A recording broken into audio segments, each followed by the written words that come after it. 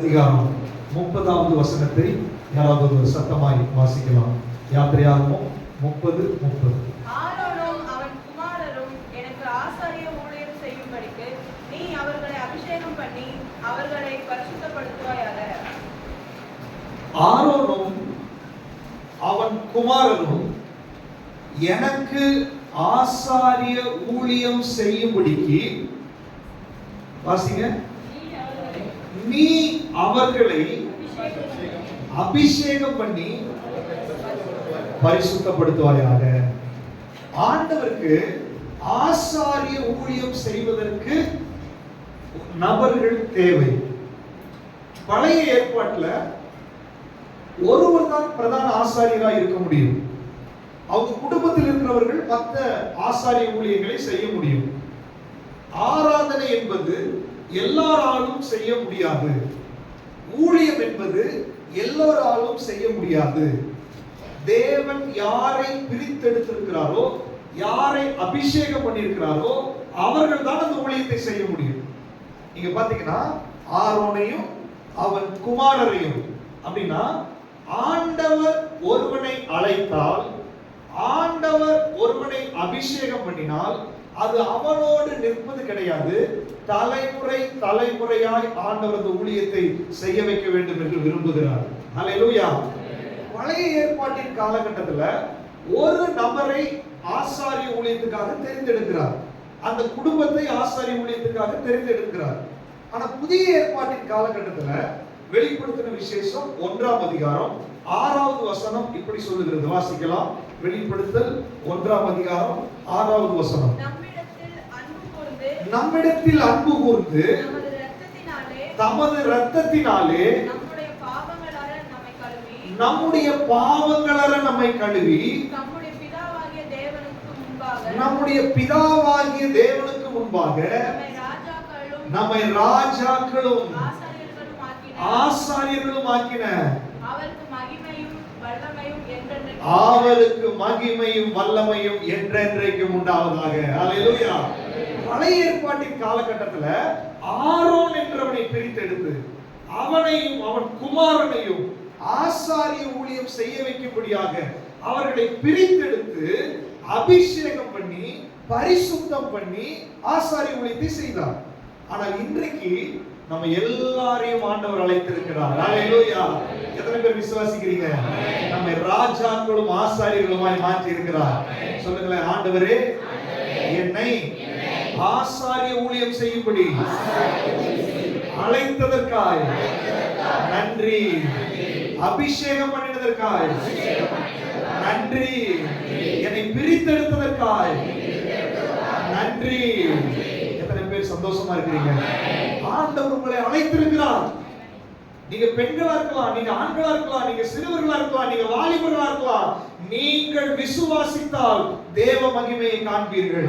என்னை அழைத்திருக்கிறார், என்னை முன்குறித்திருக்கிறார். நான் சாதாரண ஆள் இல்ல, நான் ஆசாரிய ஊழியம் செய்ய தேவன் என்னை அழைத்திருக்கிறார் என்று யார் நம்புகிறீர்களோ உங்களுக்குள்ள அந்த ஆசாரிய ஊழியம் வெளிப்பட ஆரம்பித்துவிடும்.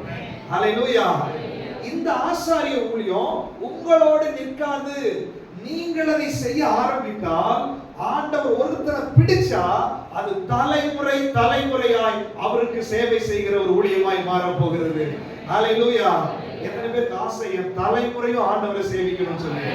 சொல்லுங்க, ஆண்டவரே நான் மட்டுமல்ல, என் குடும்பம், என் பிள்ளைகள் தலைமுறை தலைமுறையாய் உம்மை சேவிப்பதற்கு ஒப்புக் கொடுக்கிறோம்.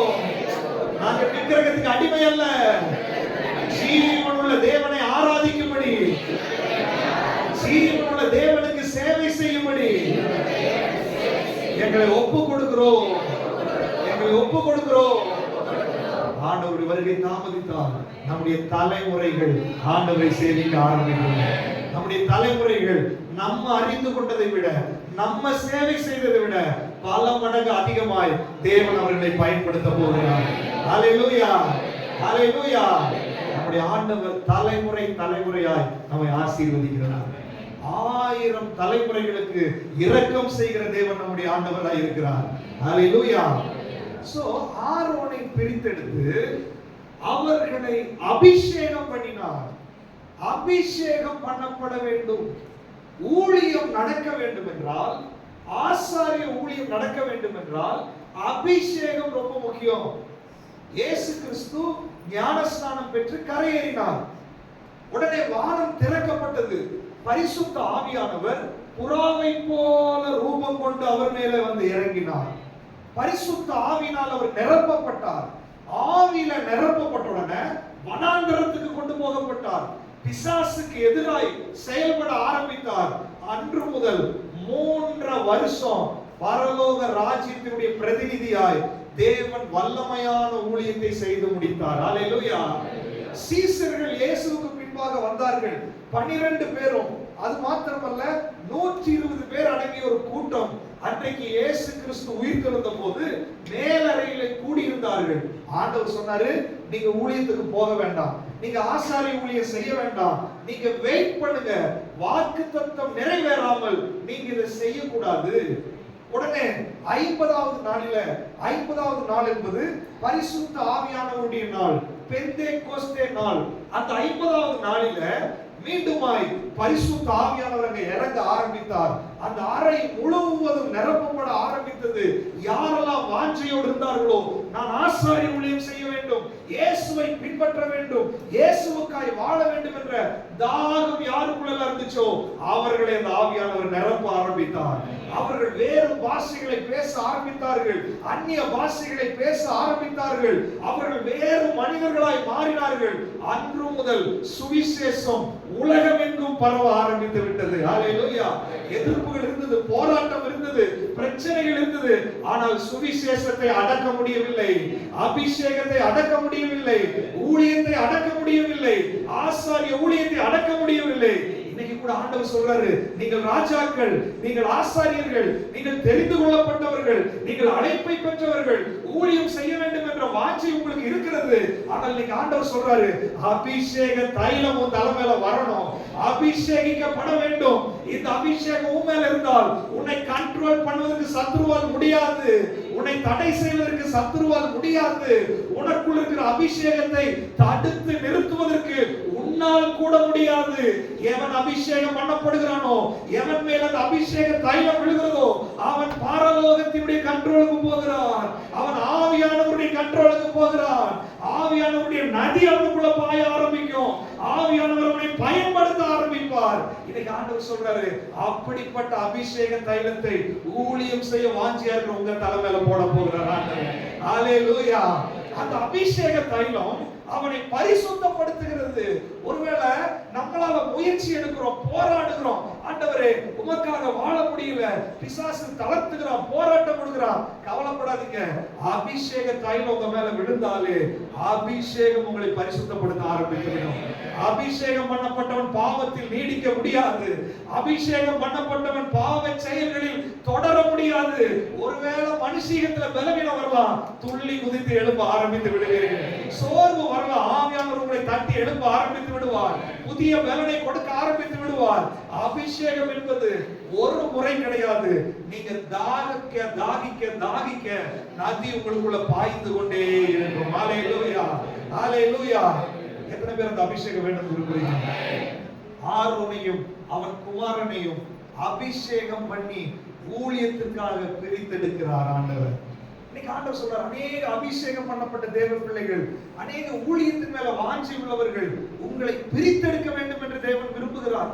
சில நேரத்துல ஊழியத்துல அந்த தாகமும் ஊழியத்தினுடைய அழைப்பும் பெற்றிருக்கிறவர்களை பார்த்தா, கிதியோனை பார்த்தா பயந்து உட்கார்ந்திருக்கான், சிம்சோனை பார்த்தா ஒரு மாதிரி இருக்கான், சவுலை பார்த்தா வில்லனா இருக்கிறான். ஒருத்தருடைய கேரக்டரை பார்த்தீங்கன்னா எல்லாருமே ஊழியத்திற்கு அதுக்கு சம்பந்தம் இல்லாதவங்களா தான் இருக்கிறாங்க. அவர்களை பிடித்துட்டு வந்து அபிஷேகத்தை அவங்க மேல வருகிறது, அவர்கள் வேறு மனிதனாய் மாறுகிறார்கள். ஒருவேளை இன்னைக்கு உங்க சூழ்நிலை, நீங்க ஒரு வில்லனா இருக்கலாம் உங்க குடும்பத்திற்கு, நீங்க அடங்காதவர்களா இருக்கலாம் உங்க குடும்பத்திற்கு, நீங்க கீழ்ப்படியாதவர்களா இருக்கலாம், நீங்க முரட்டாட்டம் உள்ளவர்களா இருக்கலாம், அல்லது பாவம் நிறைந்தவர்களா இருக்கலாம், பலவீனம் உள்ளவர்களா இருக்கலாம், எழும்ப முடியாதவர்களா இருக்கலாம், குற்ற உணர்வு இருக்கிறவர்களா இருக்கலாம். இன்னைக்கு ஆண்டவர் சொல்றாரு, என்னுடைய அழைப்பு உன் மேல இருக்கிறதுனாலதான் பிசாசு உன்னை போட்டு வாதிச்சு கொண்டிருக்கிறான். என் அழைப்பு உன் மேல வச்சிருக்கிறதுனாலதான் உலக தோற்றத்திற்கு முன்னாடியே, தாயின் கருவில உருவாகிறதுக்கு முன்னமே நான் உன்னை கண்டதுனால, என்று வேணாலும் நான் உன்னை கையில எடுப்பேன் என்று தெரிஞ்சதுனால, பிசாசு கொஞ்ச காலத்துல உன்னை வேதனைப்படுத்தும்படி, உன்னை பலவீனப்படுத்தும்படி இந்த வேலைகளை செய்து கொண்டிருக்கிறான். ஆனால் என்றைக்கு நீ ஒப்பு கொடுக்கிறாயோ, ஆண்டவரே உங்களுடைய அபிஷேக தைலத்தால் என்னை நிரப்புங்க, உங்க அழைப்புல என்னை நிரப்புங்க, தரிசனத்துல என்னை நிரப்புங்கன்னு சொல்லி என்றைக்கு நீ ஒப்பு கொடுக்கிறாயோ, அன்றைக்கு அந்த அபிஷேக தைலம் மேல வெளிப்பட ஆரம்பிக்கும். நீ வேறு மனுஷனாய் மாற ஆரம்பித்து விடுவாய். உன்னால முடியாதத, உங்க முயற்சியினால முடியாதத, உங்க பலனால முடியாதத, உங்களுடைய போராட்டத்தால் முடியாதத, அபிஷேக தைலம் உங்க மேல விழுந்தா ஆட்டோமேட்டிக்கா நடக்க ஆரம்பித்து விடும். ஹalleluya. எத்தனை பேர் விசுவாசிக்கிறீங்க? சொல்லுங்க, ஆண்டவரே வாழ்க்கையை பரிபூர்ணமாய் உமக்கு ஒப்பு கொடுக்கிறேன். என்னை பிரித்தெடுப்பதற்கு என்னை விட்டு கொடுக்கிறேன். உங்களுடைய அபிஷேக தைலம் என் மீது வழிந்தோடும்படி என்னை ஒப்பு கொடுக்கிறேன். ஹalleluya. அபிஷேக தைலம் அபிஷேகத்துக்கு மிகவும் முக்கியம். சும்மா அபிஷேகம் கிடையாது. அந்த நாட்கள்ல ஒரு கொம்புல அபிஷேக தைலத்தை கொண்டு வந்து தலையில ஊத்துவாங்க. அபிஷேக தைலம் பரிசுத்த ஆவியானவருக்கு அடையாளம். அந்த அபிஷேக தைலம் அபிஷேகம் பண்ணப்படுவதற்கு மிகவும் முக்கியமானது. அபிஷேக தைலத்துக்குள்ள ஒரு 5 வகையான பொருள்கள் அதுக்குள்ள இருக்குது. 5 வகையான பொருள்களை சேர்த்துதான் அபிஷேக தைலம் செய்ய வேண்டும். இது தேவனுடைய கட்டளை. இதே மாதிரி இந்த 5 வகையான பொருளை சேர்த்து வீட்டுக்கு யாரும் பண்ணக்கூடாது. அது குற்றம். ஏனென்றால் இது அபிஷேக தைலம் செய்வதற்காக தேவனால் பிரித்தெடுக்கப்பட்டது. இந்த பொருள்களை கூட்டி வேற யாரும் இது மாதிரி செய்யக்கூடாது என்று கட்டளையும் கொடுத்திருந்தார். சோ இந்த 5 வகையான பொருள்களும் அபிஷேக தைலத்துக்குள் இருக்கிறது. இந்த 5 வகையான பொருள்கள் இந்த அபிஷேக தைலம் செஞ்சு அது ஊற்றும் போது இந்த 5 குணாதிசயங்களும் அவனுக்குள்ள வெளிப்பட ஆரம்பிக்கிறது. ஹalleluya. பரிசுத்த ஆவியானவர் புதிய ஏற்பாட்டின் காலகட்டத்தில் எண்ணெயாய் அல்ல, அவர் நதியாய், அக்கினியாய், நம்ம கண்ணுக்கு காண முடியாத அபிஷேக தைலமாய் நமக்குள்ளே வெளிப்படுகிறார். கண்ணுல எல்லாம் பார்க்க முடியாது. அன்றைக்கு எண்ணெயை கண்ணுல பார்த்தாங்க, சரீரத்துல பார்த்தாங்க. இன்றைக்கு நம்ம பார்க்க வேண்டாம். இவர் ஆவியாய் இருக்கிறார், நம்மை அபிஷேகிக்கிறார். அன்றைக்கு அந்த 5 பொருள் இருந்த மாதிரி அபிஷேகம் நமக்குள்ள வரும்போதும் 5 வகையான ஊழியங்கள் நமக்குள்ள வெளிப்பட ஆரம்பித்து விடும். ஹalleluya. சபைக்கு தேவை 5 வகையான ஊழியங்கள். அப்போஸ்தலர்கள் தேவை, தீர்க்கதரிசிகள் தேவை, மெய்ப்பர்கள் தேவை, போதகர்கள் தேவை, சுவிசேஷகர்கள் தேவை. இந்த 5 வகையான ஊழியத்துக்குள்ள ஏதாவது ஒன்றில் நீங்கள் இருக்கிறீர்கள். எத்தனை பேர் விசுவாசிக்கிறீங்க? சொல்லுங்க, ஆண்டவரே 5 வகையான ஊழியத்தில் ஏதோ ஒரு ஊழியம் எனக்கு வைத்திருக்கிறீர். அதை வெளிப்படுத்துவீராக, செயல்படுத்துவீராக. அதை செய்வதற்கு ஆயத்தமாக இருக்கிறேன். ஆவியானவரே என்னை பலப்படுத்துவீராக. அப்போ 5 வகையான காரியங்கள் நமக்குள்ள வச்சிருக்கிறார். சில நேரங்கள்ல ஒரு ஸ்பெஷல் காரியங்கள் எடுத்து நம்மை பயன்படுத்துவார். சில நேரத்துல 5மே நமக்குள்ள செயல்பட ஆரம்பிக்கும். ஆனால் ஒவ்வொருத்தருக்கும் ஒரு காரியம் ஆண்டவர் வைத்திருக்கிறார். ஹalleluya. பழைய ஏற்பாட்டின் காலத்துல இந்த எண்ணெய்க்குள்ள 5 வகையான பொருள் இருந்துச்சு. அதை வாசிக்கலாம். யாத்திரையாகமத்தின் புஸ்தகம் 30ஆம் அதிகாரம் 23வது வசனம், 24வது வசனத்தை யாராவது சத்தமாய் வாசிங்க.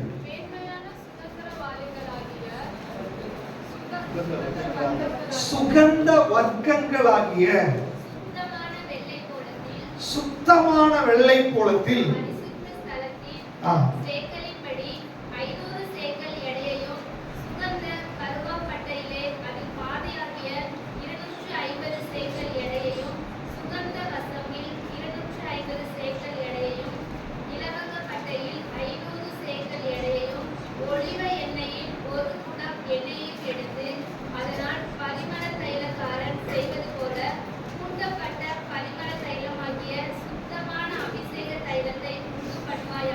சுத்தமான அபிஷேக தைலத்தை உண்டு பண்ணுவாயாக.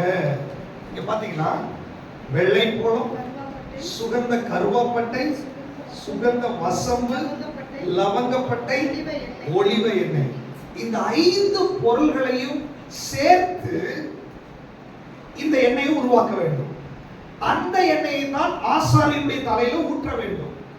அந்த எண்ணெய் தான் அபிஷேக தைலமாய் இருந்தது.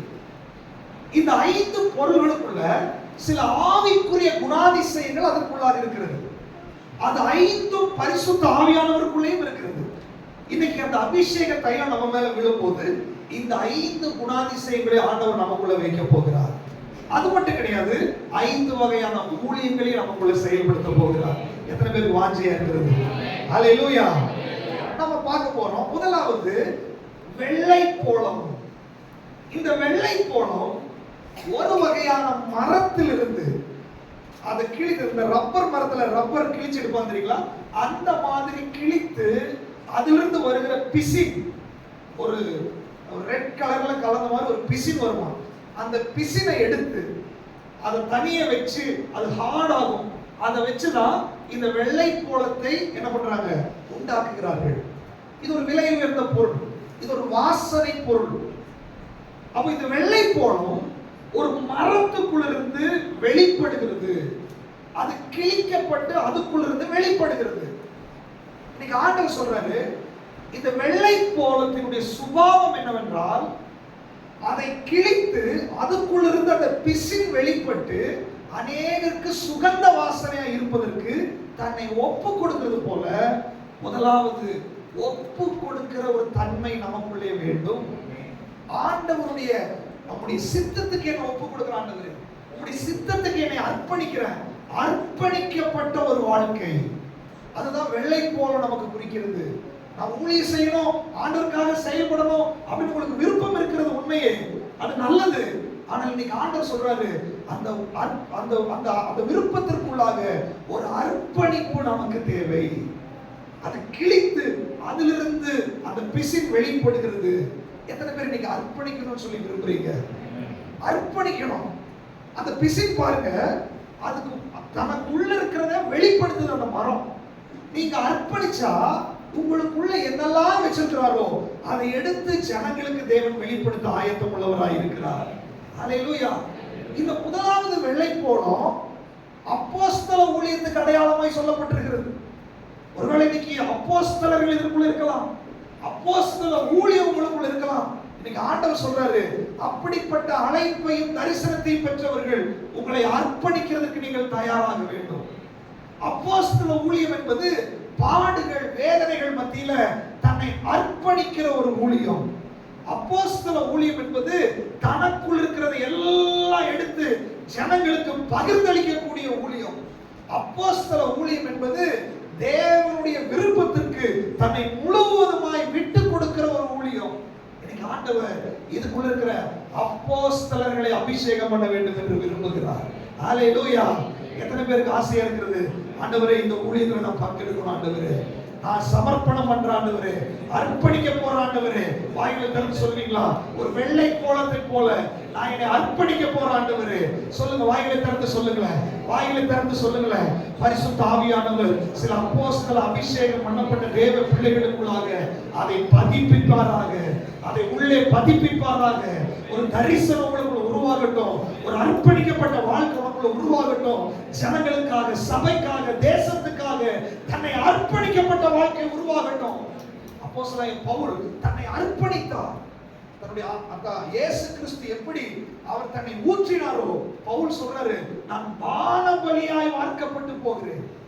அப்போஸ்தலர்கள் 12 பேர், அவங்க வாழ்க்கையை நீங்க பாருங்க, அவங்க வாழ்க்கையவே அர்ப்பணித்தார்கள். தன்னுடைய ஜீவனை கொடுத்து சுவிசேஷத்தை இந்த தேசமெல்லாம் கொண்டு போனார்கள். அப்படிப்பட்ட அழைப்பு உங்க மேல இருந்துச்சுன்னா நீங்க அர்ப்பணிக்க வேண்டும். சாதாரண ஊழியத்துக்கு அர்ப்பணிப்பு தேவை, அப்போஸ்தல ஊழியத்திற்கு இன்னும் அதிக அர்ப்பணிப்பு தேவை. ஹல்லேலூயா, ஹல்லேலூயா. இரண்டாவதாக, முதலாவது வெள்ளை போளம், இரண்டாவது கருவாப்பட்டை. இந்த மரம் 50 இருந்து 60 அடி உயரத்துல சாதாரணமா வளரும். இந்த மரம் அவ்வளவு அடி வளர்ந்தாலும் வளைவோ நெளிவோ சுழிவோ இல்லாமல் ஸ்ட்ரைட்டா வளரும். அதுதான் இந்த மரத்தினுடைய பிரத்யேக தன்மை. அப்போ ஆண்டவர் என்ன விரும்புறாரு, எந்த இடத்துலயும் வளைவு நெளிவு இல்லாதபடி உண்மையாய் நேர்மையாய் வாழக்கூடியதான ஒரு வாழ்க்கை நமக்கு தேவை என்று ஆண்டவர் விரும்புகிறார். நாம் ஊழியம் செய்யணும், ஆண்டவருக்காக சேவை செய்யணும், உண்மைதான். ஆனால் ஆண்டவருடைய பார்வையில நீங்க உண்மையா இருக்கணும். ஆண்டவருடைய பார்வையில நீங்க நேர்மையா இருக்கணும். ஆண்டவருடைய பார்வையில வளைந்து நெளிந்து நீங்க இருக்கக்கூடாது. அதை நீங்கள் பழகிக் கொள்ள வேண்டும். ஊழியக்காரர்கிட்ட கூட நீங்க உண்மையா இருக்கணும். தப்பு பண்ணலாம், சரியானதை செய்யலாம், ஆனா உண்மையா இருக்கிறதுக்கு நம்ம பழகிக் கொள்ள வேண்டும். நம்முடைய ஆண்டவர் உண்மை உள்ள தேவனாய் இருக்கிறார். உண்மை இல்லாமல் ஊழியம் செய்ய முடியாது. உண்மை இல்லாதவர்கள் ஊழியத்துல நிலைத்து நிற்க முடியாது. இன்னைக்கு ஆண்டவர் சொல்றார், உங்களுக்கு அழைப்பு இருக்கலாம், தரிசனம் இருக்கலாம், ஆனா இன்னைக்கு உண்மை இருக்க வேண்டும் என்று தேவன் விரும்புகிறார். ஆரோன் மேல அந்த அபிஷேக தைலம் ஊற்றப்படும் போதே அதுக்குள்ள அந்த உண்மை கலந்திருக்கிறது, நேர்மை கலந்திருக்கிறது. அது அவனுக்குள்ள இறங்கணும், அது அவனுடைய சுபாவமாய் மாறணும். இன்னைக்கு பரிசுத்த ஆவியானவருக்குள்ள அந்த சுபாவம் இருக்கிறது, அந்த கனிகள் இருக்கிறது. அது உங்களுக்குள்ள இறங்கணும், அது உங்களுக்குள்ள செயல்படணும். நேர்மையான ஒரு வாழ்க்கை. எத்தனை பேர் ஒப்பு கொடுக்க போறீங்க நேர்மையான வாழ்க்கை? ஹல்லேலூயா. இந்த நேர்மையான வாழ்க்கை தீர்க்க தரிசன அபிஷேகத்துக்கு ஒப்படையாய் சொல்லப்படுகிறது. தீர்க்கதரிசிகள் ஸ்ட்ரைட் ஃபார்வர்டா இருக்கணும், வளைஞ்சு நெளிய கூடாது. மனிதர்களுக்காக உங்களை காம்ப்ரமைஸ் பண்ணிக்க கூடாது, மனிதர்களுக்காக வளைச்சு நெளிச்சு பேசக்கூடாது. கர்த்தர் இருதயத்தில் என்ன பேசுகிறாரோ அதை அப்படியே ஜனங்களுக்கு சொல்லுவது தீர்க்க தரிசன ஊழியம். இன்னைக்கு ஆண்டவர் சொல்றாரு, அநேக தீர்க்கதரிசிகளுக்குள்ள, தீர்க்க தரிசன அழைப்பை பெற்றவர்களுக்குள்ள இந்த அபிஷேக தைலத்தை உள்ள ஊற்ற போகிறார், இந்த சுபாவத்தை உள்ள வைக்க போகிறார். எப்படி அந்த கருவாப்பட்டையினுடைய அந்த மரம் எப்படி ஸ்ட்ரைட்டா இருக்கிறதோ, நீங்க தேவனுக்கு முன்பாய் நேராய் நிற்கும்படி, ஆண்டவருக்காக வைராக்கியமாய் நிற்கும்படி, கர்த்தருடைய வார்த்தையை சொல்லும்படி இன்னைக்கு ஆண்டவருடைய கரத்தை பிடித்து இருக்கிறார். ஹல்லேலூயா. எத்தனை பேர் விசுவாசிக்கிறீங்க? ஹல்லேலூயா. மூன்றாவதாக என்னது அடுத்தது? சுகந்த வசம்பு. இந்த வசம்பு, இந்த செடி எப்படி இருக்குமா? செடி வளரும், அதனுடைய நுனி பகுதியில தான் இந்த எண்ணெய் இருக்குமா. அது முதிர்ந்து வரும்போது அந்த நுனி பகுதி வெயிட் ஆகுறதுனால செடி இப்படி வளர்ந்துடும். எவ்வளவு முதிர்ந்து இருக்குதோ அவ்வளவு அது வளைஞ்சிருக்குமா. அந்த செடி நல்லா வளைஞ்சதை பார்த்தா வசம்பு ஓகே, இப்போ அது பறிக்கிறதுக்கு ரெடி ஆயிடுச்சுன்னு சொல்லி நினைச்சிருவாங்க. அப்போ இந்த வசம்பு ஒரு ஹியூமிலிட்டியை குறிக்கிறது, ஒரு தாழ்மையை குறிக்கிறது. நீங்க தாழ்மை உள்ளவர்களாக இருக்க வேண்டும். ஊழியம் செய்யறது ஓகே, அபிஷேகம் வந்துருச்சு, அழைப்பு வந்துருச்சு, வரங்கள் வந்துருச்சு, வல்லமை வந்துருச்சு. ஆண்டவர் சொல்றாரு, தாழ்மை உள்ளவர்களுக்கு தேவன் கிருபை அளிக்கிறார், பெருமை உள்ளவர்களுக்கு தேவன் எதிர்த்து நிற்கிறார். நமக்குள்ள தாழ்மை சுபாவம் நமக்குள்ள வர வேண்டும். ஆரோனையும் குமாரனையும் பிரித்தெடுக்கும் போது, அந்த அபிஷேக தைலம் ஊற்றப்படும் போது அங்கே ஒரு தாழ்மை உள்ளே ஊற்றப்படுகிறது. எத்தனை பேர் தாழ்மையை தெரிந்து கொள்ள விரும்புறீங்க? இயேசு கிறிஸ்து தாழ்மைக்கு அடையாளம். அவர் தாழ்மை உள்ளவராய் இருந்தார். அவர் பரலோகத்தின் மகிமைகளை விட்டு நமக்காக தாழ்மையாய் பூமிக்கு வந்தார். ஒருவேளை நீங்க ஊழியம் செய்யும் போது, ஊழியத்திற்காக நீங்க அழைக்கப்படும் போது, பெரிய பணக்காரர்களை பார்த்து ஒரு மாதிரியும் சின்னவர்களை பார்த்து ஒரு மாதிரி அப்படி இருக்க கூடாது. எந்த நிலைமைக்கும் தாழ்ந்து போய் கர்த்தருக்காய் ஊழியம் செய்வதற்கு நம்ம ஆயத்தமாக வேண்டும். ஹல்லேலூயா. பெருமை நமக்குள்ள வரக்கூடாது. ஒருவேளை கர்த்தர் உங்களை வல்லமையாய் பயன்படுத்துவார், கர்த்தர் உங்களை மகிமையாய் உபயோகப்படுத்துவார். எந்த காலகட்டத்திலையும் பெருமை உங்களுக்குள்ள வந்துச்சுன்னா பிசாசு உள்ளே வந்து விட்டான் என்று அர்த்தம். பெருமை உள்ளவர்களுக்கு தேவன் எதிர்த்து நிற்கிறார். அநேக ஊழியர்களை நம்முடைய சரித்திரத்தை பார்க்கிறோம், அவங்க ஆண்டவர் வல்லமையாய் பயன்படுத்துகிறார். பெருமை எங்க வருதோ அங்கே பிசாசுக்கு இடம் வந்து விட்டது. உடனே ஊழியத்துக்கு முடிவு வருகிறது. ஆண்டவர் சொல்றாரு, உங்களுடைய ஊழியம் தலைமுறை தலைமுறையா இருக்கணும்னா பெருமை நமக்குள்ள இருக்கக்கூடாது. நம்முடைய ஊழியம் மரணம் வரையும் நடக்கணும்னா பெருமை நமக்குள்ள இருக்கக்கூடாது. எத்தனை பேர் ஒப்பு கொடுக்க போறீங்க? ஹல்லேலூயா. இந்த பெருமை இல்லாத தாழ்மையான ஊழியம் மெய்ப்பனுடைய ஊழியத்துக்கு அடையாளமாய் சொல்லப்படுகிறது. ஹல்லேலூயா. ஒரு மெய்ப்பனுடைய ஊழியத்தை செய்கிறவர்கள் தாழ்மை உள்ளவர்களாக இருக்கணும், வளைஞ்சு கொடுக்கணும், ஜனங்களுக்காக இறங்கி போகணும், அவங்க இருக்கிற இடம் வரைக்கும் இறங்கணும். இயேசு நமக்காக பூமிக்கு வந்தார். அவர் சொல்றாரு, நானே நல்ல மெய்ப்பன், நல்ல மெய்ப்பன் ஆடுகளுக்காக தன் ஜீவனை கொடுக்கிறார். அப்படின்னா நீங்க இறங்கி வரணும். ஜனங்கள் அப்படிதான் இருப்பாங்க. ஜனங்கள் சொல்லி 10 தடவை தப்பு பண்ணுவாங்க. 11ஆவது தடவை இறங்கி வர்றதுக்கு நீ தயாரா இருக்கணும். 20ஆவது தடவை இறங்கி வர்றதுக்கு தயாரா இருக்கணும். மெய்ப்பொருளுடைய ஊழியம் என்பது தாழ்மையின் ஊழியம். ஆண்டவர் ஒருவேளை உங்களுக்கு சபையை கொடுக்கலாம், நீங்க சபையை நடத்தலாம். சபை அவசர புத்தியில் இருக்கிறவங்க நடத்த முடியாது. சபையை கோபக்காரங்க நடத்த முடியாது. சபையை டென்ஷன் பார்ட்டிங்க நடத்த முடியாது. உனக்குள்ள ஒரு தாழ்மை இருக்கணும். உனக்குள்ள ஒரு தாழ்ந்த குணம் இருக்கணும். உனக்குள்ள ஒரு மெய்ப்பனை போல ஒரு சுபாவம் இருக்க வேண்டும். ஒரு ஆட்டை எப்படி கேர் பண்ணி நடத்துறோமோ அந்த மாதிரி விசுவாசிகளை நடத்தக்கூடியவர்கள் தான் மெய்ப்பொருளுடைய ஊழியத்தை செய்ய முடியும். ஹல்லேலூயா. இன்னைக்கு ஆண்டவர் ஒருவேளை உங்களுக்குள்ள அந்த மெய்ப்பனுடைய அழைப்பை வைத்திருந்தால் இன்னைக்கு அதை இக்னைட் பண்ணி வெளியே கொண்டு வர போகிறார். ஹல்லேலூயா. அநேக மெய்ப்பர்கள் எழும்ப போறீங்க. ஃபியூச்சர்ல அநேக சபைகள் உண்டாக போகிறது.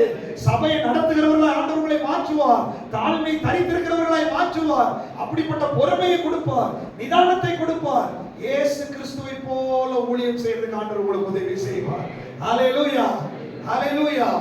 அடுத்ததாக லவங்கப்பட்டை. இந்த லவங்கப்பட்டை என்பது ஒரு மருத்துவ குணம் உள்ளது. சுத்திகரிப்புக்காக செய்யப்படுகிற ஒரு பொருள். அது உட்கொள்ளும் போது உள்ளே சுத்திகரிப்பு. அப்போ இந்த லவங்கப்பட்டை சுத்திகரிப்பை குறிக்கிறது. அபிஷேக தைலத்துக்குள்ள இந்த லவங்கப்பட்டை இருக்கும்போது அதை அபிஷேகம் பண்ணும்போது ஆரோனுடைய சிரசில் அது வழியும் போது அவனுக்குள்ளே சுத்திகரிப்பை அது உண்டு பண்ணுகிறது. அல்லது சுத்தமாய் இருக்க வேண்டும் என்பதை குறிக்கிறது. பரிசுத்த வாழ்க்கையை குறிக்கிறது. பரிசுத்தமாய் இருக்க வேண்டும் என்பதை குறிக்கிறது. எனக்கு அருமையானவர்களே, இன்னைக்கு ஆவியானவர் நீங்க ஊழியம் செய்யணும் விரும்பினா, கர்த்தருக்காக நான் ஊழியத்தை செய்ய எந்த ஊழியமா வேணாலும் இருக்கலாம், ஆனால் அதுல ஒரு பரிசுத்தம் தேவை, ஒரு பியூரிட்டி தேவை. நீங்க சுத்தமா இருக்கணும்னு சொல்லி ஆண்டவர் விரும்புகிறார். உங்களை பரிசுத்தப்படுத்துவதற்கு ஆவியானவர் ஆயத்தம் உள்ளவராய் இருக்கிறார். ஹல்லேலூயா. ஹல்லேலூயா. எத்தனை பேர் பரிசுத்தமா இருக்கணும்னு சொல்லி ஆசைப்படுறீங்க? நீங்க விரும்பினா அவர் உங்களை பரிசுத்தமாக்குவார். ஹல்லேலூயா. எப்பேற்பட்ட பாவியா இருந்தாலும் சரி அவர்களை பரிசுத்தமாக்குவதற்கு இவர் வல்லமை உள்ள தேவனாய் இருக்கிறார். ஹல்லேலூயா. அப்போ இந்த பியூரிட்டி, இந்த வசம்பு போதக ஊழியத்துக்கு குறிக்கிறது. டீச்சிங். வசனத்தை பேச பேச ஜனங்கள் மறுரூபமாகி விடுவார்கள். வசனம் உள்ள போக போக அசுத்தங்கள் எல்லாம் வெளியே போக ஆரம்பிக்கிறோம். வசனம் உள்ள போக போக அவங்களுக்குள்ள விடுதலை நடக்க ஆரம்பிச்சிடும். வார்த்தையின் மூலமாய் விடுதலை. சத்தியம் உங்களை விடுதலையாக்கும் சொல்றாருங்களா? சத்தியம் உள்ள போய் அவர்களுக்கு இருக்கிற பாவத்தை, அவர்களுக்கு இருக்கிற பலவீனத்தை, அவர்களுக்கு இருக்கிற குறைவுகளை, அவங்களுக்கு இருக்கிற பிசாச கூட அது வெளியேற்றி ஒரு சுத்தப்படுத்துகிற ஒரு ஊழியத்தை போதக ஊழியம் வைத்திருக்கிறது. ஹல்லேலூயா. எத்தனை பேர் ஒப்பு கொடுக்க போறீங்க? வேதத்தை வாசிக்கிறவர்கள் நம்ம போதக ஊழியம் செய்ய வேண்டும். வசனத்தை பேச வேண்டும். வசனத்தை பிரசங்கம் பண்ணணும். இன்னைக்கு ஒப்பு கொடுங்க. ஆண்டவரே, என்னைக்காவது எனக்கு ஒரு வாய்ப்பை கொடுத்து நான் பைபிளை எடுத்து முன்னாடி நின்னால் அங்கே சுத்திகரிக்கிற வல்லமை வெளிப்படணும். புடமிடுகிற அக்கினி வெளிப்படணும். பரிசுத்தமாக்குகிற அக்கினி வெளிப்படணும். அது எனக்குள்ள இருந்து பாய வேண்டும். ஆண்டவரே, நீங்க ஒப்பு கொடுத்தா என்றைக்காவது ஒரு நாள் கர்த்தர் உங்களை எடுத்து நிறுத்துவார். உன் வாயை திறக்கும் போது ஒரு சுத்திகரிக்கிற தேவ வல்லமை புறப்பட்டு சத்துருவின் கிரிகளை அழிக்க ஆரம்பிக்கும். எத்தனை பேர் விசுவாசிக்கிறீங்க? ஹல்லேலூயா. எத்தனை பேருக்கு இந்த ஊழியம் செய்யணும்னு ஆசை இருக்கிறது? 5 வகையான ஊழியத்துல இதுவும் ஒரு ஊழியம், போதக ஊழியம். அடுத்தது கடைசியாக ஒலிவ எண்ணெய்.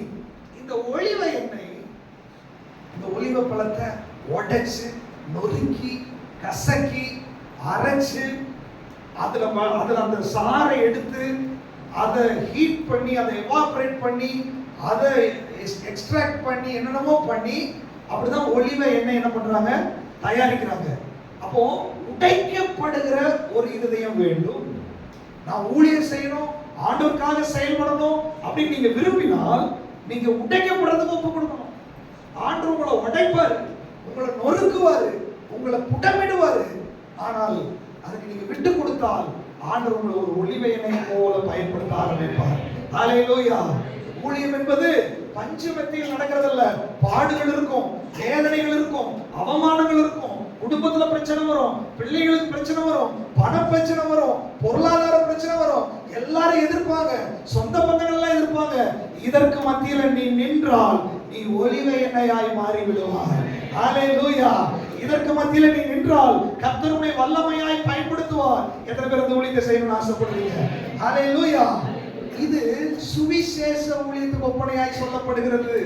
சுவிசேஷகருடைய வேலை என்ன தெரியுமா? தேசத்துக்குள்ள சுவிசேஷத்தை கொண்டு போவார்கள். அவர்கள் பிசாசுக்கு நேரடியாய் நிற்கிறவர்கள். பிசாசோட யுத்தம் வரும், போராட்டம் வரும். ஒரு வீட்டுல ஜெபம் பண்ணிட்டு வந்தா இவங்க சரீரத்துல அட்டாக் வரும். ஒரு குடும்பத்துல ஜெபம் பண்ணிட்டு வந்தா இவங்க குடும்பத்துல பிரச்சனை வரும். ஒரு இடத்துக்கு போனா பலவீனங்கள், போராட்டங்கள், எத்தனையோ காரியங்களை சகித்து நீங்க சுவிசேஷ ஊழியம் செய்ய வேண்டி இருக்கிறது. ஹalleluya. அநேகருக்கு இருக்கிறவங்க சுவிசேஷ ஊழியத்தை செய்றீங்க, ஆண்டவர் பத்தி சொல்றீங்க, குடும்பத்துல சொல்றீங்க, வெளியே சொல்றீங்க. நீங்க தெரிஞ்சுக்கோங்க, உடைக்கப்படுவது உங்களுக்கு தேவை. பிரச்சனைகள், பாடுகள், போராட்டங்கள் வரும்போது ஏன் ஆண்டவரே கேள்வி கேட்காதீங்க. அது அந்த அழைப்புக்காக கொடுக்கப்பட்டதான வேலை. ஹalleluya. அந்த அழைப்புல யாரெல்லாம் இருக்கிறீங்களோ நீங்க உடைக்கப்படுவீர்கள், நீங்கள் பலவீனப்படுவீர்கள், உங்களுக்கு சோர்வுகள் வரும். ஆனா பயப்படாதீங்க, உயிர்த்தெழுதலின் வல்லமை உங்களுக்குள்ள செயல்பட ஆரம்பிக்கும். சுவிசேஷகனுடைய கையில தான் இந்த தேசத்தினுடைய அதிபதியை ஒப்பு கொடுத்திருக்கிறார் ஆண்டவர். நீ ஒரு வீட்டுக்குள்ள போகும்போது பிசாசுகள் உனக்கு முன்பாய் அடங்கும். நீ ஒரு வீட்டுக்குள்ள போகும்போது அசுத்த ஆவிகள் கீழடங்கணும். ஆரம்பத்துல போராட்டம் இருக்கும், ஆனா முடிவுல ஆண்டவர் உங்க கையில ஒப்பு கொடுப்பார். ஹalleluya. நீங்க ஜெபிக்கும் போது வியாதிகள் சுகமாகும். நீங்க ஜெபிக்கும் போது அற்புத அடையாளங்கள் நடக்கும். நீங்க ஜெபிக்கும் போது விடுதலை நடக்கும். சுவிசேஷகர்கள் தான் சபைக்கு ஆத்துமாக்களை கொண்டு வருகிறவர்கள். சுவிசேஷகர்கள் மூலமாய் குடும்பமாய் ஜனங்கள் சபைக்கு வருவார்கள். சுவிசேஷகர்கள் மூலமாய் அற்புத அடையாளங்கள் நடக்கும். ஆண்டவர் சொல்றார், அநேக ஜெப குழுக்கள் எல்லாம் இனி அற்புத அடையாளங்களுடைய இடமாய் மாற போகிறது. ஜெப கூட்டம் யாரெல்லாம் நடத்திட்டு இருக்கிறீங்களோ, சுவிசேஷ வேலை யாரெல்லாம் செஞ்சிட்டு இருக்கிறீங்களோ, இன்னைக்கு ஆண்டவர் உங்க மேல ஒரு அபிஷேக தைலத்தை போட போகிறார். அந்த அபிஷேக தைலம் உனக்குள்ள இருக்கிற வரங்களை வெளியே கொண்டு வரும். உனக்குள்ள இருக்கிற வல்லமை வெளியே கொண்டு வரும். உனக்குள்ள இருக்கிற தரிசனத்தை வெளியே கொண்டு வரும். நீ கையை வைக்கும் போது வியாதி சுகமாகும். நீ கையை வைக்கும் போது கட்டுகள் உடைக்கப்படும். நீ கையை வைக்கும் போது, நீ பேசும் போது அசுத்த ஆவிகள் அலறி வெளியே போக ஆரம்பிச்சிடும். இது நீங்க பாஸ்டரை கூப்பிட வேண்டிய அவசியம் இல்ல. பரிசுத்த ஆவியானவர் உங்களுக்காக இறங்கி வருவார். எத்தனை பேர் விசுவாசிக்கிறீங்க? சொல்லுங்க, ஆண்டவரே இந்த 5 வகையான ஊழியங்களையும் செய்யும்படி எங்களை ஒப்பு கொடுக்கிறோம். இந்த கலவையாதான் இந்த அபிஷேக தைலம் என்னப்படுகிறது, செய்யப்பட்டு அவங்களை அபிஷேகம் பண்ணப்பட்டது. புதிய ஏற்பாட்டில் இந்த கலவையெல்லாம் சேர்த்து பரிசுத்த ஆவியானவராய் நமக்கு இருக்கிறார். ஹalleluya. வாசிக்கலாம். எபேசியர் நிருபம் 4ஆம் அதிகாரம் 12வது வசனமும் 13வது வசனம். எதற்காக இந்த 5 வகையான ஊழியத்தை கொடுக்கிறார் ஆண்டவர்? பரிசுத்தவான்கள் சீர்பொருந்தும் பொருட்டு, சுவிசேஷ ஊழியத்தின் வேலைக்காகவும், கிறிஸ்துவின் சரீரமாகிய சபையானது பக்தி விருத்தி அடைவதற்காகவும், அவர் சிலரை அப்போஸ்தலராகவும், சிலரை தீர்க்கதரிசிகளாகவும், சிலரை சுவிசேஷகர்களாகவும், சிலரை மேய்ப்பராகவும் போதகராகவும் ஏற்படுத்தி இருக்கிறார். ஹalleluya. ஹalleluya.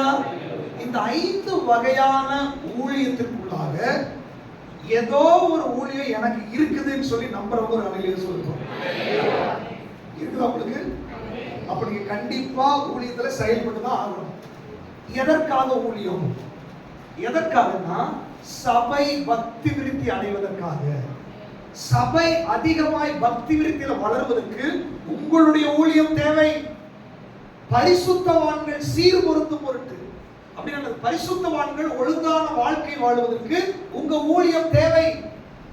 சபை வளர்ச்சிக்கு உங்க ஊழியம் தேவை.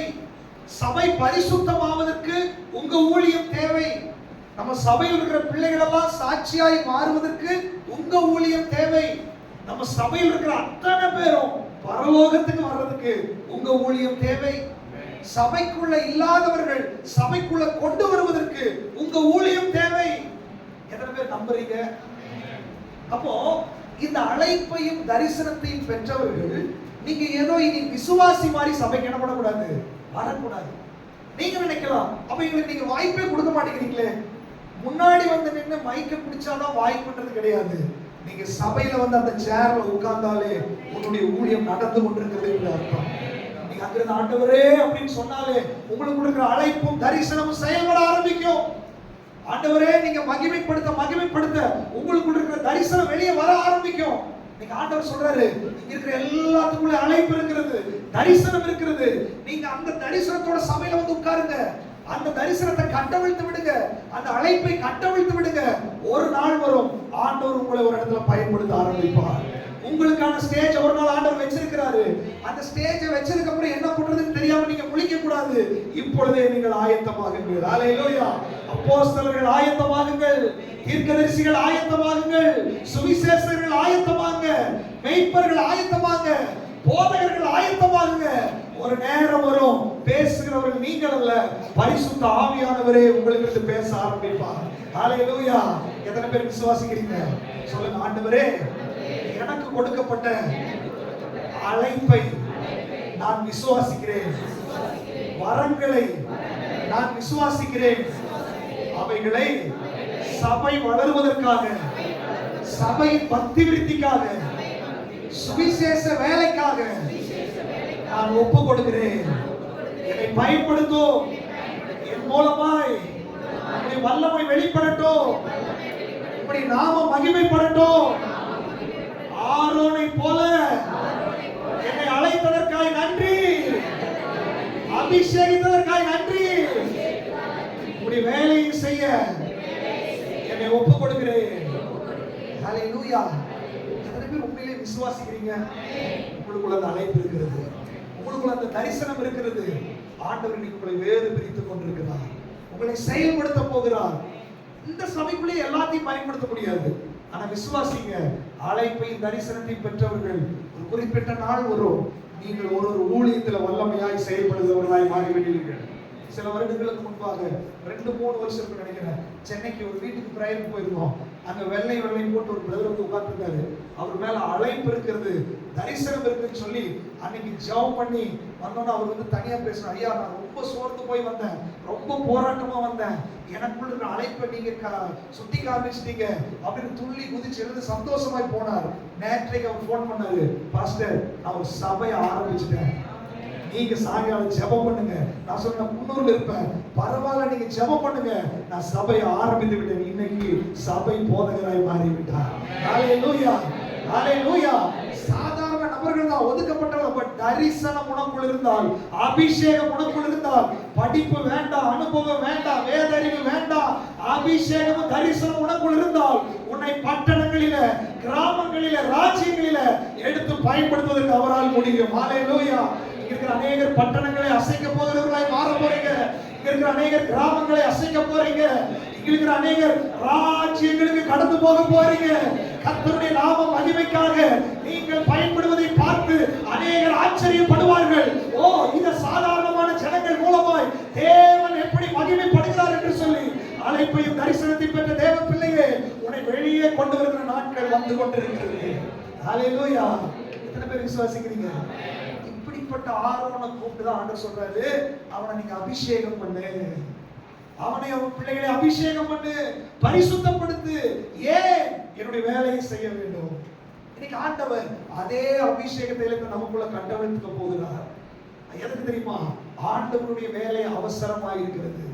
பரவாயில்ல, வேலை செய்யறேன், எனக்கு கமிட்மெண்ட் இருக்குது, அதற்கு மத்தியில நீங்க ஊழியம் செய்ய தயாராகணும்.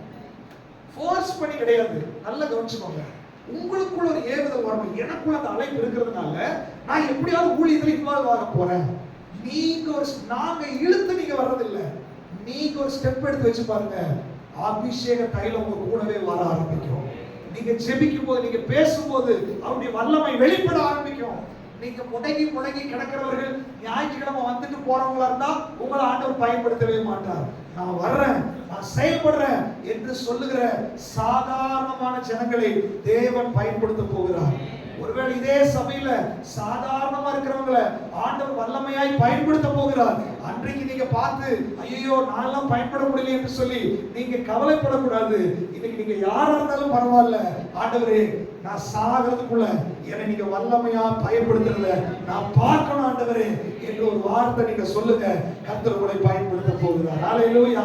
எத்தனை பேர் விசுவாசிக்கிறீங்க? இதை பயன்படுத்தணும்னு சொல்லி எத்தனை பேர் விரும்புறீங்க? ஹல்லேலூயா. ஆண்டவரே சொல்லுங்க, ஆண்டவரே உம்முடைய ஊழியத்தை செய்வதற்கு ஆரோனை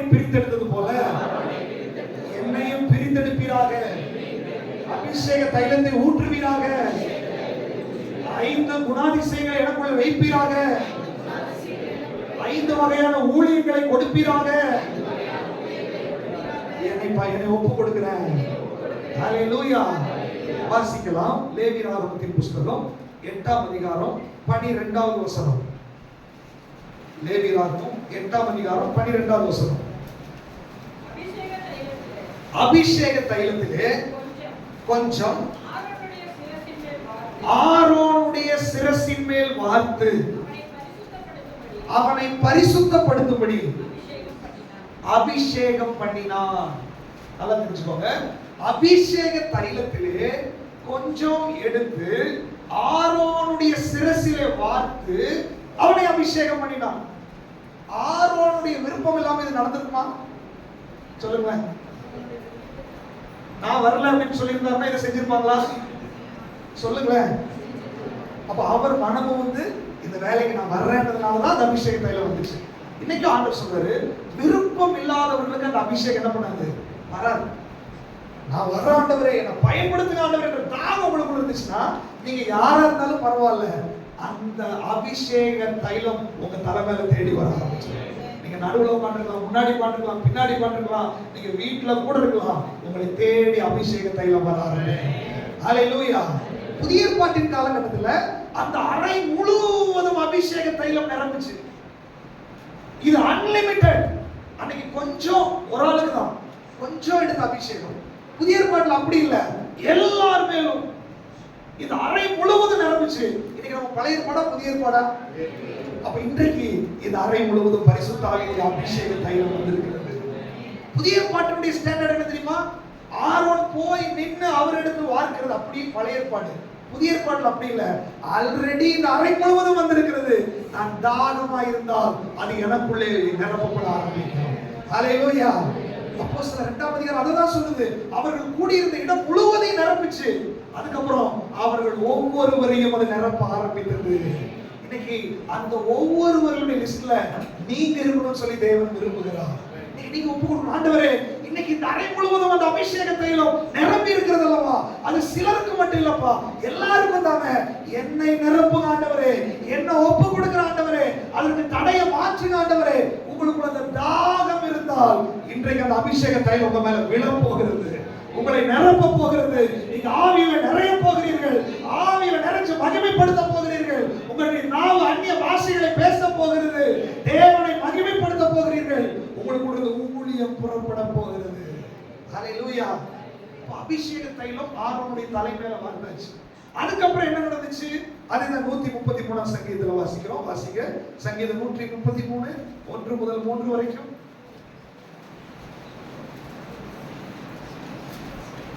சகோதரர் ஒருமித்து வாசம் பண்ணுகிறது, எத்தனை நன்மையும் எத்தனை இன்பமுமானது.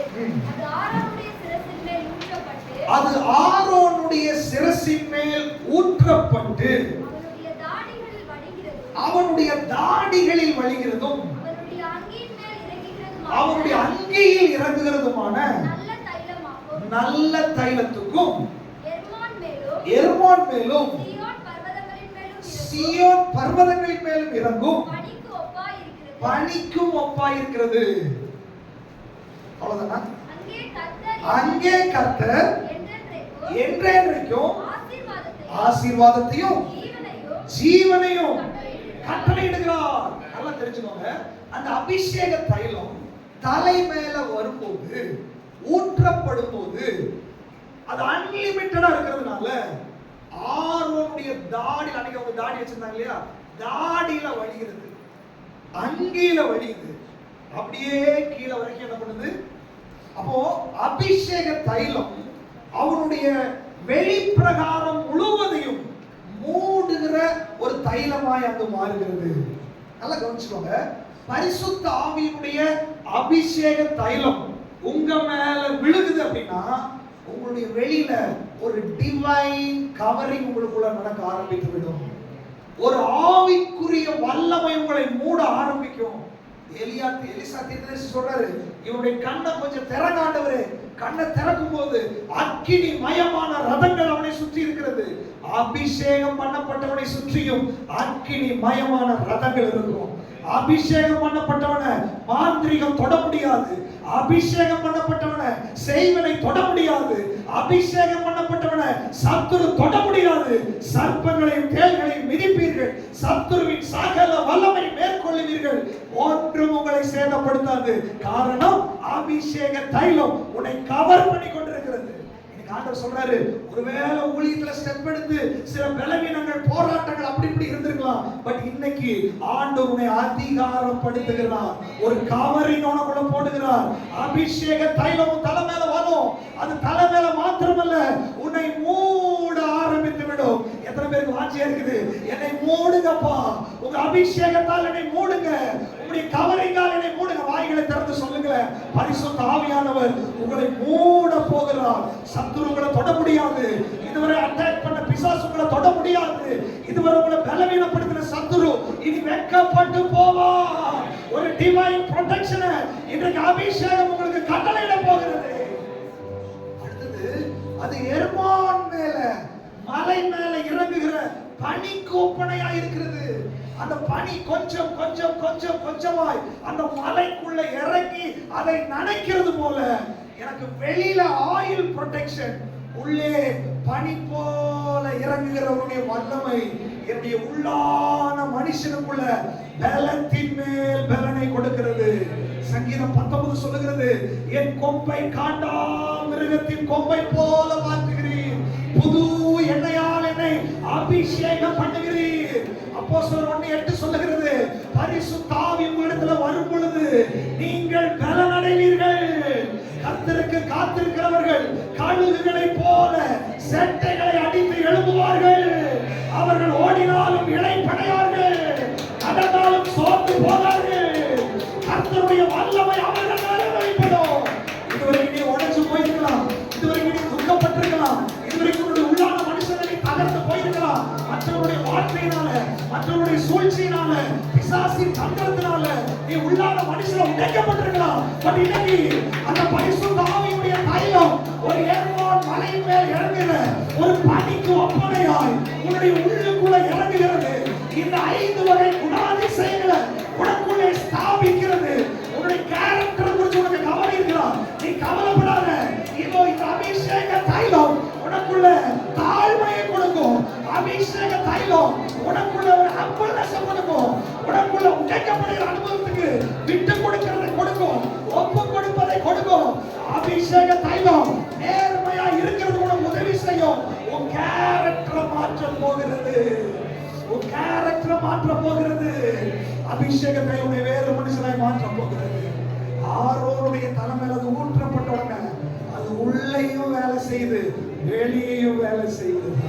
இன்னைக்கு இந்த அபிஷேக தைலம் உனக்கு உள்ளேயும் வேலை செய்யும், உன்னை வேறு மனுஷனாய் மாற்றும், உனக்கு வெளியேயும் வேலை செய்யும்.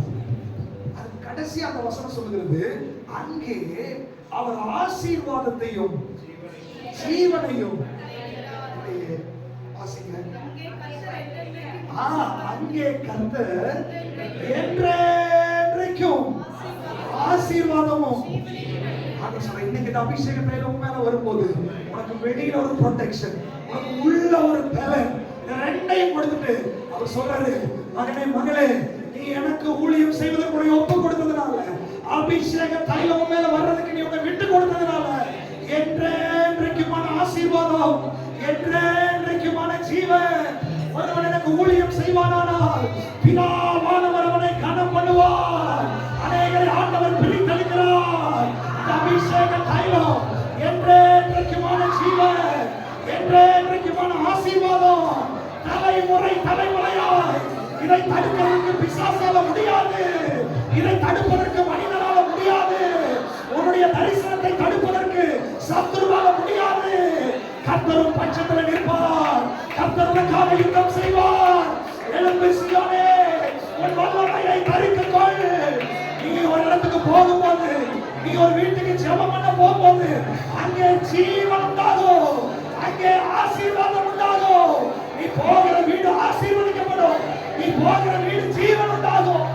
ஜீவன் இல்லாத இடத்துல இந்த அபிஷேகத்தின் நதி பாயும் போது அங்கே ஜீவன் உண்டாகும், அங்கே அற்புத அடையாளங்கள் நடக்கும், அங்கே இயற்கைக்கு அப்பாற்பட்ட வல்லமை நடக்கும். ஒரு ஃபைவ் ஃபோல்ட் மினிஸ்ட்ரியை இன்னைக்கு ஆண்டவர் கட்டவிழ்க்கிறார். அப்போஸ்தலர் அபிஷேகம் பண்ண தேவ பிள்ளையே எழுவு, ஆண்டவருக்காக ஊற்றப்படுவதற்கு ஒப்புக்கொடு. அப்போஸ்தலர் அபிஷேகத்தை ஆண்டவர் கட்டவிழ்க்கிறார். அப்போஸ்தலர் ஊழியர்கள் எழும்புவார்களாக, சபைகளை ஸ்தாபிப்பார்களாக, கிராமங்கள் பட்டணங்களில் தரிசனத்தோடு ஓடுவார்களாக. அப்போஸ்தலரின் கால்கள் புறப்படுவதாக, புறப்படுவதாக. தீர்க்கதரிசிகள் எழும்பட்டும். தீர்க்கதரிசன அபிஷேகத்தை பெற்றவர்கள், தீர்க்கதரிசன அபிஷேகத்தை பெற்றவர்கள், இதோ அந்த அபிஷேக தைலம் ஒரு பனி போல உனக்குள்ள இறங்குகிறது. உன்னுடைய உள்ளான மனுஷனுக்குள்ள அந்த வல்லமை இறங்கிக் கொண்டிருக்கிறது, அந்த வல்லமை இறங்கிக் கொண்டிருக்கிறது. ஓ இயேசுவின் நாமத்தினால ஒரு அபிஷேகத்தினுடைய ஒரு கவரிங் மேல உண்டாகிறது. ஒரு டிவைன் ப்ரொடெக்ஷன், ஒரு டிவைன் ப்ரொடெக்ஷன், டிவைன் ப்ரொடெக்ஷன். சத்துரு பண்ண முடியாது. தைரியமா பேசு, தைரியமா பேசு. நாவை தொடுகிறார், அநேகருடைய நாவை தொடுகிறார். தீர்க்க தரிசன வார்த்தைகள் கட்டவிழ்க்கப்படட்டும், தீர்க்க தரிசன வார்த்தைகள் கட்டவிழ்க்கப்படட்டும். ஷபா ராபா ராகா ராபா. இயேசுவின் நாமத்தில் சுவிசேஷங்கள் எழும்பட்டும். சுவிசேஷங்களுடைய வேலை என்ன தெரியுமா? கிராமம் கிராமமாய், பட்டணம் பட்டணமாய், வீடுகள் தோறும் போய் பிசாசின் கிரியைகளை அழித்து ஜனங்களை விடுதலையாக்குகிற ஒரு ஊழியத்தை உங்க கையில கொடுக்கிறாரு. சுவிசேஷங்களே, சுவிசேஷங்களே எழும்பு. ஆண்டவர் மெய்ப்பர்களை கொடுக்கிறார், போதகர்களை கொடுக்கிறார். வசனத்தின் மூலமாய் நீ பேச போகிறாய். நீ வசனம் பேசும்போது கர்த்தருடைய வல்லமை புறப்படும், அக்கினியாய் புறப்படும்.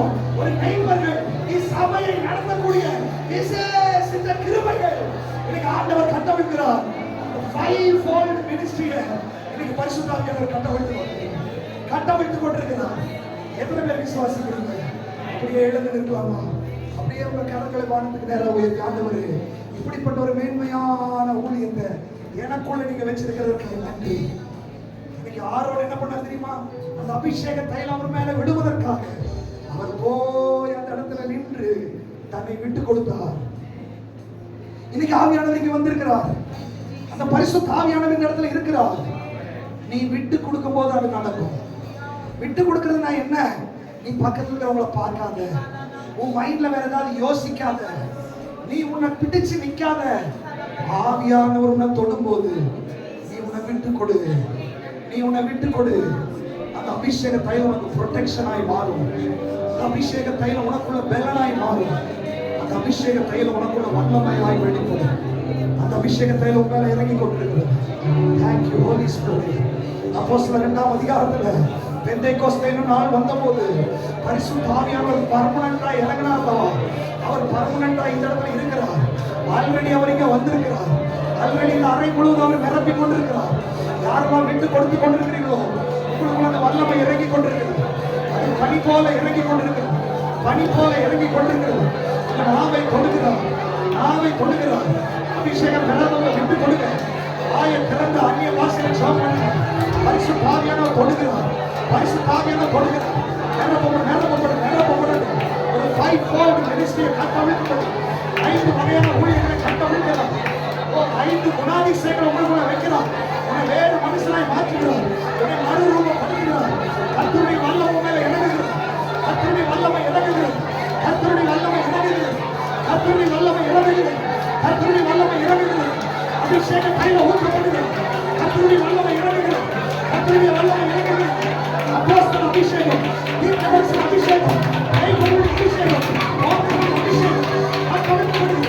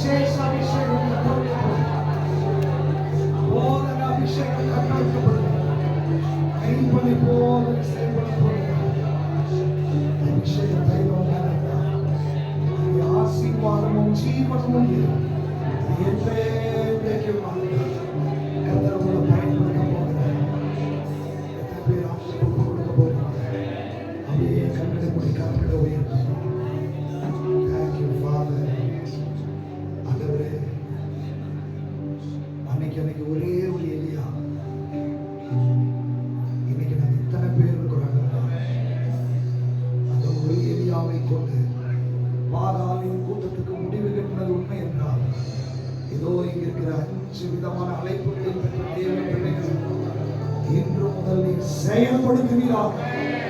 இன்று முதல் உம்முடைய வல்லமை அவர்களை பற்றி பிடிப்பதாக. இன்று முதல் அந்த அபிஷேகம் கட்டவிழ்க்கப்படுவதாக. போகும்போது வரங்கள் வெளிப்படணும், போகும்போது வல்லமை வெளிப்படணும், சுகமளிக்கிற வல்லமை வெளிப்படணும். ஆண்டவரே, இவங்க இனி சும்மா இருந்தாலும் இந்த அபிஷேகம் இவங்களை சும்மா விடாது. ஆண்டவரே, அந்த எண்ணெயில இருக்கிற 5 வகையான குணாதிசயங்களும் கேரக்டர்ல நீங்க இறங்கி இருக்கிறத காட்சி. எர்மோன் மலை மேல இறங்கின அந்த ஒரு பனி போல இவங்களுக்குள்ள அது இறங்கி இருக்கிறத காட்சி. இதுவரை இல்லாத ஒரு வித்தியாசத்தை இவர்களுக்குள்ளே பார்ப்பார்களாக. பரிசுத்த ஆவியானவரே, தொடர்ந்து இவர்களை பலப்படுத்துங்க, தொடர்ந்து இவர்களை செயல்படுத்துங்க. வீட்டுக்கு போகும்போது ஆவியானவருடைய செயல்பாடு தொடர்ந்து இருக்கட்டும். இவங்க ஜெபிக்கும் போது தொடர்ந்து அது இருக்கட்டும். நாமத்தை மகிமைப்படுத்துகிறோம். துதி கன மகிமை எல்லாம் உமக்கு செலுத்துகிறோம். இயேசு கிறிஸ்துவின் மூலம் பிதாவே. நம்முடைய கர்த்தராகிய இயேசு கிறிஸ்துவின் கிருபையும் பிதாவாகிய தேவனுடைய அன்பும் பரிசுத்த ஆவியானவருடைய அந்யோன்ய ஐக்கியமும் சந்தோஷமும் சமாதானமும் இன்றும் என்றும் சதா காலங்களில் நம்ம அனைவரோடு இருப்பதாக. கர்த்தர் உம்மை ஆசீர்வதித்து உம்மை காக்க கடவுள். கர்த்தர் தம்முடைய முகத்தை உண்மையில் பிரகாசிக்க பண்ணி உண்மையில் கிருபையாயிருக்க கடவுள். கர்த்தர் தம்முடைய முகத்தை உண்மையில் பிரசன்னமாக்கி உனக்கு சமாதானம்